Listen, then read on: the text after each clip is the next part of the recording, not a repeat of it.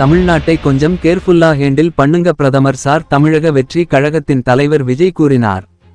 சென்னையில் வெள்ளியன்று நடந்த தமிழக வெற்றி கழகத்தின் முதல் பொதுக்குழு கூட்டத்தில் அதன் தலைவர் விஜய் மத்திய அரசு மீது கடுமையான குற்றச்சாட்டுகளை கூறினார். ஒரே நாடு ஒரே தேர்தல் நீங்க ஆரம்பிக்கும் போதே புரிஞ்சிடுச்சு பிரதமர் சார். உங்ககிட்ட சொல்லுறது எல்லாம் தமிழ்நாட்டை கொஞ்சம் கேர்ஃபுல்லா ஹேண்டில் பண்ணுங்க சார்.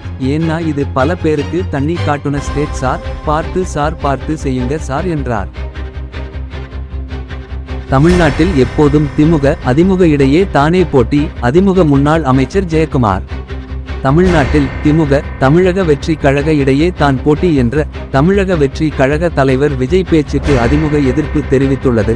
இது குறித்து பேசிய முன்னாள் அமைச்சர் ஜெயக்குமார், தமிழ்நாட்டில் எப்போதும் திமுக அதிமுக இடையே தான் போட்டி என்றார். திமுகவுக்கு மாற்றாக தமிழ்நாட்டு மக்கள் அதிமுகவை தான் தேர்ந்தெடுப்பார்கள். தமிழக வெற்றி கழக தொண்டர்களை ஊக்கப்படுத்துவதற்காகவே விஜய் அப்படி பேசியுள்ளார் என்றும் அவர் கூறினார். கோவையில் உயர் ரக போதைப் பொருள் விற்ற பெண் சப் இன்ஸ்பெக்டரின் மகன் கூட்டாளிகளுடன் கைது.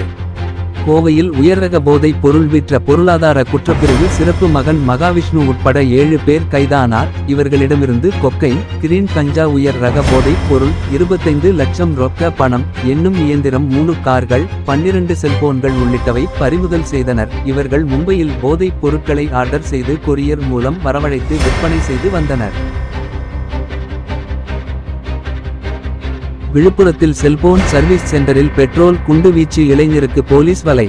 விழுப்புரத்தில் செல்போன் சர்வீஸ் சென்டரில் பெட்ரோல் குண்டு வீசி இளைஞரை போலீசார் தேடி வருகின்றனர். புதனன்று ஜாகிர் உசேன் என்பவரது கடைக்கு வந்த 20 வயது அருண் தனது செல்போனை பழுது நீக்குமாறு கூறியுள்ளார். 200 ரூபாய் கொடுத்தால் சரி செய்து தருகிறேன் என கடை உரிமையாளர் கூறியுள்ளார். என்னிடமே பணம் கேட்கிறாயா, உன்னை பார்த்து கொள்கிறேன் என்று வெளியே சென்றார் அருண். பிறகு இன்று வெள்ளி அன்று கடைக்கு வந்த அருண் கையில் வைத்திருந்த பெட்ரோல் குண்டை வீசி சென்றுள்ளனர்.